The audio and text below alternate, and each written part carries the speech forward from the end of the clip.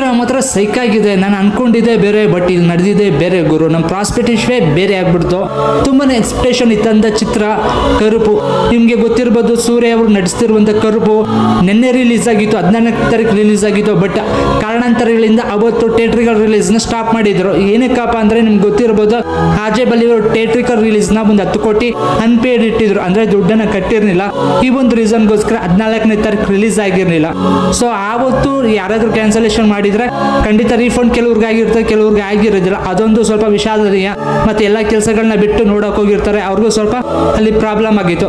So ಆ ಒಂದು doubt ಮೇಲೆ ಇವತ್ತು ರಿಲೀಸ್ ಆಗುತ್ತೋ ಆಗಲ್ವಾ ಅಂತ ಬೆಳಿಗ್ಗೆ ಮಾರ್ನಿಂಗ್ ಶೋಗೆ ಹೋಗಿದೆ. ಸೊ ಇವತ್ತು ಮಾರ್ನಿಂಗ್ ಶೋ ರಿಲೀಸ್ ಆಗಿದೆ. ಸೊ ನೀವು ಆರಾಮಾಗಿ ಬುಕ್ ಮೈ ಶೋನಲ್ಲಿ ಬುಕ್ನ ಮಾಡ್ಕೋಬಹುದು. ನಾನು ಬೆಳಿಗ್ಗೆ morning show first day first ಶೋನ ನೋಡ್ಕೊ ಬಂದೆ. ಚಿತ್ರ ಹೇಗಿದೆ, ಚಿತ್ರದಲ್ಲಿ ಏನೆಲ್ಲ ಇಷ್ಟ ಆಯ್ತು, ಮತ್ತೆ ನಿಜವಾಗ್ಲೂ ನಮ್ಮ ಒಂದು ಎಕ್ಸ್ಪೆಕ್ಟೇಷನ್ ನ ರೀಚ್ ಮಾಡ್ತಾ ಚಿತ್ರದಲ್ಲಿ ಏನಾದರೂ ಹೊಸತನ ಇದೆಯಾ ಅನ್ನೋದನ್ನ ವಿಡಿಯೋದಲ್ಲಿ ತಿಳಿಸ್ತೇನೆ. ವಿಡಿಯೋನ ಕಡೆ ತನಕ ನೋಡಿ.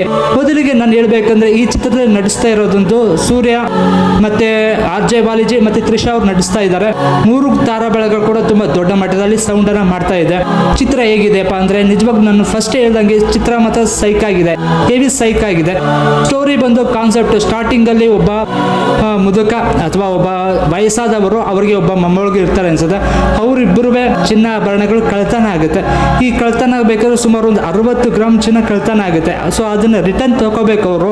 ಸೊ ಆ ಚಿನ್ನ ನಿಜವಾಗ್ಲೂ ಸಿಕ್ಕುತ್ತಾ, ಅದು ಸಿಕ್ಕಿದ ಮೇಲೆ ಪೊಲೀಸ್ನವ್ರು ಕೊಡ್ತಾರ, ಮತ್ತೆ ಅದು ಕೋರ್ಟ್ಗೂ ಹೋಗುತ್ತೆ, ಕೋರ್ಟಲ್ಲೂ ಕೂಡ ಇವ್ರಿಗೆ ನ್ಯಾಯ ಸಿಕ್ಕುತ್ತಾ ಅನ್ನೋದೇ ಈ ಒಂದು ಚಿತ್ರ.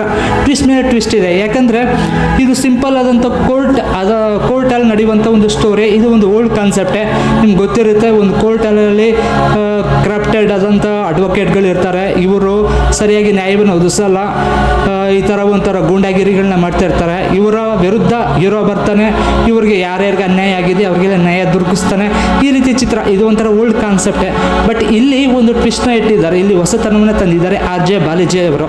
ಇಲ್ಲಿ ನಾರ್ಮಲ್ ಪರ್ಸನ್ ಬರೋ ಬದಲು ದೇವರೇ ಬಂದ್ರೆ ಹೇಗಿರುತ್ತೆ, ಈ ತರ ಕಾನ್ಸೆಪ್ಟ್ ನ ಮಾಡಿರ್ತಾರೆ. ಯಾಕಂದ್ರೆ ಇಲ್ಲಿ ಆರ್ಡಿನರಿ ಪರ್ಸನ್ ಆದ್ರೆ ಅವನಿಗೆ ಏನ್ ಬೇಕಾದ್ರೂ ಮಾಡಕ್ ಆಗೋದಿಲ್ಲ. ಬಟ್ ದೇವ್ರು ಬಂದ್ರೆ ಅವರ ಪವರ್ನ ಯೂಸ್ ಏನಾದ್ರು ಮಾಡಬಹುದು. ಈ ರೀತಿ ಒಂದು ಸ್ಪೆಷಲ್ ಕ್ಯಾರೆಕ್ಟರ್ನ ಯೂಸ್ ಮಾಡಿರೋದು. ಸೊ ಅದಕ್ಕೋಸ್ಕರ ದೇವರೇ ಇಲ್ಲಿ ಕೋರ್ಟ್ ಹಾಲ್ಗೆ ಬರಬೇಕಾಗತ್ತೆ. ಕೋರ್ಟ್ ಹಾಲ್ಗೆ ಬಂದ್ಮೇಲೆ ಅವರು ಆ ದೇವರಿಗೆ ಏನೆಲ್ಲ ಪ್ರಾಬ್ಲಮ್ಗಳು ಎದುರಾಗುತ್ತೆ, ನಿಜವಾಗ್ಲೂ ದೇವರು ಈ ಒಂದು ವಾರಲ್ಲಿ ಯುದ್ಧದಲ್ಲಿ ಗೆಲ್ತಾರ, ಏನೆಲ್ಲ ನಡೆಯುತ್ತೆ ಅನ್ನೋದನ್ನು ನೀವು ಚಿತ್ರ ನೋಡಿನೇ ತಿಳ್ಕೊಬೇಕಾಗುತ್ತೆ. ಚಿತ್ರ ಮಾತ್ರ ಹೈಲೈಟ್ ಆಗಿ ಇರೋದು ನಮ್ಮ ಚಿತ್ರದಲ್ಲಿ ತುಂಬಾನೇ ಹೈಲೈಟ್ ಆಗಿರೋದು ಆರ್.ಜೆ. ಬಾಲಾಜಿ ಮತ್ತು ಸೂರ್ಯ ಅವರು. ಸೂರ್ಯ ಅವರ ಪಾತ್ರ ಮಾತ್ರ ಅದ್ಭುತವಾಗಿ ನಡೆಸಿದ್ದಾರೆ. ತುಂಬಾ ದಿನಗಳ ಬ್ಯಾಕ್ ಆದ್ಮೇಲೆ ಇಲ್ಲಿ ಕೆಲವೊಂದು ಚಿತ್ರಗಳು ಬಂದು ಹೋಗ್ತವೆ. ನೀವು ಲಿಯೋ ಚಿತ್ರದ ಕೆಲವೊಂದು ದೃಶ್ಯಗಳು ಮತ್ತೆ ಸಿಂಗಮ್ನ ಕೆಲವೊಂದು ದೃಶ್ಯಗಳು ಅಲ್ಲೆಲ್ಲಿ ಸಿಂಕ್ ಮಾಡಿ ಆ ಚಿತ್ರಕ್ಕೆ ಒಂದು ಎಂಗೇಜ್ನ ಕೊಟ್ಟಿದ್ದಾರೆ. ಚಿತ್ರ ನೋಡೋದಾದ್ರೆ ತುಂಬಾನೇ ಅದ್ಭುತವಾಗಿ ಇದೆ ಅಂತ ಹೇಳ್ಬೋದು ಗುರು. ಎಲ್ಲೂ ಕೂಡ ಬೋರಿಂಗ್ ಅನ್ಸಲ್ಲ.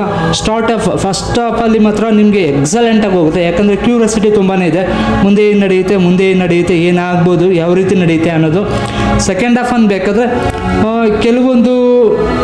ಕೆಲವೊಂದು ಬೇಡ ಅನಿಸ್ತು. ಒಂದೊಂದು 10ರಿಂದ 12 ನಿಮಿಷ ಅನಿಸ್ಬೋದು ನಮಗೆ. ಯಾಕಂದರೆ ಈ ಒಂದು ಗಾಡ್ ಮೋಡಲ್ ಇದ್ದಾಗ ಕೆಲವೊಂದು ಕಲ್ಪನೆಗಳು ನಮ್ಗೆ ಗೊತ್ತಾಗ್ಬಿಡುತ್ತೆ. ತುಂಬಾ ಓವರ್ ಒಂದು ಫೀಲ್ ಕೊಡೋದು ಸೆಕೆಂಡ್ ಹಾಫಲ್ಲಿ ಒಂದು 10 ನಿಮಿಷ ಇರ್ಬೋದು. ಅದಾದಮೇಲೆ ಚಿತ್ರ ತುಂಬಾ ಎಂಗೇಜ್ ಆಗಿದೆ. ಫೈನಲ್ ಹೇಳಬೇಕು ಅಂದರೆ ಕ್ಲೈಮ್ಯಾಕ್ಸ್ನ ಮಾತ್ರ ಮಿಸ್ ಮಾಡ್ಕೋಬೇಡಿ. ಕ್ಲೈಮ್ಯಾಕ್ಸು ಇದು ಒಂಥರ ಕಾಂತಾರ ರೀತಿಯಲ್ಲೇ ಇದೆ ಗುರು. ಇದು ಹೈಲೈಟ್ ಇರೋದೇ ಕ್ಲೈಮ್ಯಾಕ್ಸಲ್ಲಿ. ಆ ಒಂದು ಇಮ್ಯಾಜಿನೇಷನ್ ಮಾಡೋ ಅಷ್ಟು ಒಂದು ಅದ್ಭುತವಾಗಿ ಕ್ಲೈಮ್ಯಾಕ್ಸ್ನ ಕಟ್ಟಿ ಕೊಟ್ಟಿದ್ದಾರೆ ಆರ್.ಜೆ. ಬಾಲಾಜಿ ಅವರು. ಸೊ ಓವರಾಲ್ ಆಗಿ ಸ್ಕೋರ್ ಬಂದು ಅದ್ಭುತವಾಗಿ ನನ್ನ ಪ್ರಕಾರ 5ಕ್ಕೆ 4 4 ರೇಟಿಂಗ್ನ ಕೊಡ್ಬೋದು, 10ಗೆ 8ನ ರೇಟಿಂಗ್ನ ಕೊಡ್ಬೋದು. ಇಲ್ಲಿ ಎಲ್ಲವೂ ಕೂಡ ವರ್ತೇಬಲ್ಲು, ಎಲ್ಲವೂ ಕೂಡ ಒಂದು ಅದ್ಭುತವಾಗಿ ಮೂಡಿ ಬಂದಿದೆ. ಕೆಲವೊಂದು ಸಾಂಗ್ಗಳು ಇಷ್ಟ ಆಗದೆ ಇರ್ಬೋದು, ಬಟ್ ಥಿಯೇಟ್ರಲ್ಲಿ ಇಷ್ಟ ಆಗದೆ ಇರ್ಬೋದು, ಬಟ್ ಪರ್ಸ್ನಲ್ ಆಗಿ ಕೇಳಿದ್ರೆ ನಿಮ್ಗೆ ಏನಾದರೂ ಇಷ್ಟ ಆಗ್ಬೋದು. ಬಟ್ ಮಿಕ್ಕಿದೆಲ್ಲ ಕೂಡ ಓವರಾಲ್ BGM ಆಗಿರ್ಬೋದು, ಸ್ಕ್ರೀನ್ ಪ್ಲೇ ಆಗಿರ್ಬೋದು, ಮತ್ತು ಸಿನಿಮಾಟೋಗ್ರಫಿ ಆಗಿರ್ಬೋದು, ಪ್ರತಿಯೊಂದನ್ನು ಕೂಡ ಇಲ್ಲಿ ಅಚ್ಚುಕಟ್ಟಾಗಿ ಮಾಡಿದ್ದಾರೆ. ಮತ್ತು ಪಾರ್ಟ್ 2 ಕೂಡ ಬರುತ್ತೆ ಅಂತ ಫೈನಲಲ್ಲಿ ವಾರ್ನಿಂಗ್ ಕೊಟ್ಟಿದ್ದಾರೆ. ಸೊ ನೋಡೋಣ. ಆಲ್ಮೋಸ್ಟ್ ಈ ಒಂದು ಚಿತ್ರ ಹಿಟ್ಟಾಯ್ತು ಅಂದರೆ ಖಂಡಿತ ಹಿಟ್ಟಾಗುತ್ತೆ. ಯಾಕಂದರೆ ಇದು ಎಲ್ಲ ಫ್ಯಾಮಿಲಿ ಆಡಿಯನ್ಸ್ನ ಕುಂತ್ಕೊಂಡು ಆರಾಮಾಗಿ ನೋಡ್ಬೋದು. ನೀವು ಬೇಕು ಅಂದರೆ ಫ್ಯಾಮಿಲಿ ಆಡಿಯನ್ಸ್ನ ಜೊತೆಗೆ ಕರ್ಕೊಂಡೋಗಿ ನೋಡಿದ್ರು ಕೂಡ ಏನೂ ತೊಂದರೆ ಇಲ್ಲ, ಆರಾಮಾಗಿದೆ. ನೀವು ನಿಜವಾಗ್ಲೂ ಏನಾದರೂ ಸೂರ್ಯ ಫ್ಯಾನ್ಸ್ ಆಗಿದ್ರೆ ಖಂಡಿತ ನಿಮಗೆ ಜೈ ಭೀಮ್ ಕಿಂತ ಇದೊಂದು ಸ್ವಲ್ಪ ಹೈಯರ್ ಬೆಟರ್ ಅಂತ ಫೀಲ್ನ ಕೊಡುತ್ತೆ.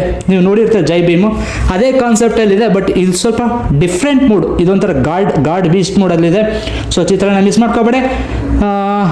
ಮತ್ತೆ ಈ ಚಿತ್ರ ರಿಲೀಸ್ ಆಗಿದೆ, ಯಾವುದೇ ವರಿ ಇಲ್ಲದೆ ನೀವು ಬುಕ್ ಮೈ ಶೋದಲ್ಲಿ ಬುಕ್ ಮಾಡ್ಕೊಂಡು ಆರಾಮಾಗಿ ಥಿಯೇಟರ್ಗೆ ಹೋಗಿ ನೋಡ್ಬೋದು. ವಿಡಿಯೋದ ರಿವ್ಯೂ ಇಷ್ಟ ಆದರೆ ಲೈಕ್ ಮಾಡಿ, ಶೇರ್ ಮಾಡಿ. ಮತ್ತು ನೀವೇನಾದರೂ ಸೂರ್ಯದ ಫ್ಯಾನ್ ಆದರೆ ನಿಜವಾಗ್ಲೂ ಒಂದೇ ಒಂದು ಲೈಕ್ ಸೂರ್ಯಗೋಸ್ಕರ ಕೊಟ್ಟು ಶೇರ್ ಮಾಡಿ ಅಂತ ಹೇಳ್ತಾ thank you. Have a nice day. Bye bye.